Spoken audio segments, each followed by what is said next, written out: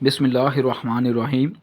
غزوہ ودان ابوا، تاریخ صفر 2 ہجری 623 عیسوی، مقام ودان ابوا۔ واقعہ یہ پہلا غزوہ تھا لیکن جنگ نہیں ہوئی۔ رسول اللہ صلی اللہ علیہ وسلم نے قریش اور بنو زمرہ کے ساتھ معاہدہ کیا۔ یہ ہجرت کے بعد کا پہلا سال تھا۔ مدینہ منورہ میں اسلامی ریاست کی بنیاد رکھی جا چکی تھی۔ قریش مکہ مسلمانوں کے بڑھتے ہوئے اثر و رسوخ سے سخت گھبراہٹ میں تھے۔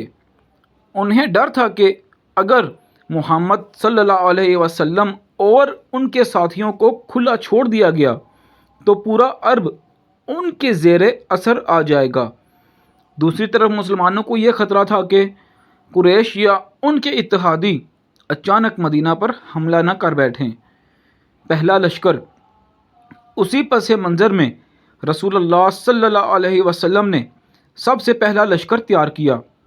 سن 2 ہجری ماہ سفر میں آپ صلی اللہ علیہ وسلم 60 یا کچھ روایات کے مطابق 70 مجاہرین کے ساتھ مدینہ سے روانہ ہوئے۔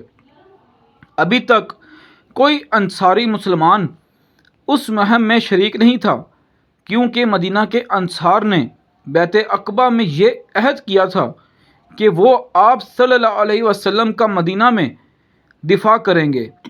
اس وقت یہ ایک پیش قدمی تھی، دفاع نہیں۔ مدینہ کی گلیوں سے نکلتے ہوئے فضا میں ایک سنجیدگی اور جوش کا ملا جلا رنگ تھا۔ یہ مسلمانوں کا پہلا باقاعدہ لشکر تھا اور خود اللہ کے رسول صلی اللہ علیہ وسلم اس کی قیادت کر رہے تھے۔ ودان ابوا کی طرف سفر۔ یہ قافلہ مدینہ سے چل کر جنوب مغرب کی طرف بڑھا۔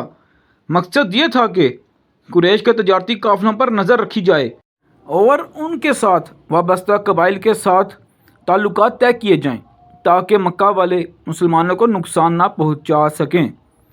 چلتے چلتے قافلہ ایک وادی میں پہنچا جو ابوا کہلاتی تھی۔ یہ جگہ مکہ اور مدینہ کے درمیان تھی۔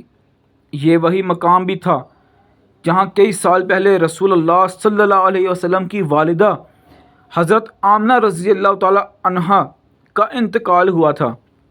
یوں یہ جگہ آپ صلی اللہ علیہ وسلم کے لیے خاص روحانی یادیں بھی رکھتی تھی۔ بنی زمرہ سے معاہدہ۔ ابھی قریش کا قافلہ سامنے نہیں آیا تھا کہ وہاں کا مقامی قبیلہ بنو زمرہ سامنے آیا۔ یہ قبیلہ قریش کے قریب رہتا تھا اور ان سے تعلقات رکھتا تھا۔ اگر یہ قبیلہ دشمنوں کے ساتھ مل جاتا تو مدینہ کے لیے ایک بڑا خطرہ بن سکتا تھا۔ رسول اللہ صلی اللہ علیہ وسلم نے قبیلے کے سردار مخرش بن عمرو سے ملاقات کی۔ گفتگو ہوئی اور آپ صلی اللہ علیہ وسلم نے فرمایا، ہم نہ تم پر حملہ کریں گے نہ تمہارے مال کو نقصان پہنچائیں گے، اور تم بھی ہمارے خلاف قریش یا کسی اور کے ساتھ تعاون نہیں کرو گے۔ بنو زمرہ کے سردار نے یہ شرط قبول کر لی اور ایک تحریری معاہدہ لکھا گیا۔ یوں یہ پہلا بین الاقوامی معاہدہ تھا جو اسلامی ریاست نے کیا۔ کوئی جنگ نہیں ہوئی۔ چند دن اس علاقے میں قیام رہا۔ قریش کا قافلہ سامنے نہ آیا اور نہ ہی کوئی جنگ ہوئی۔ پھر رسول اللہ صلی اللہ علیہ وسلم اپنے ساتھیوں کے ساتھ واپس مدینہ تشریف لے آئے۔ نتیجہ یہ پہلا غزوہ تھا جس میں رسول اللہ صلی اللہ علیہ وسلم بنفس نفیس شریک ہوئے۔ اس میں جنگ نہیں ہوئی، لیکن مسلمانوں نے اپنے دشمنوں کے ارد گرد کے قبائل سے معاہدات کر کے سیاسی برتری حاصل کی۔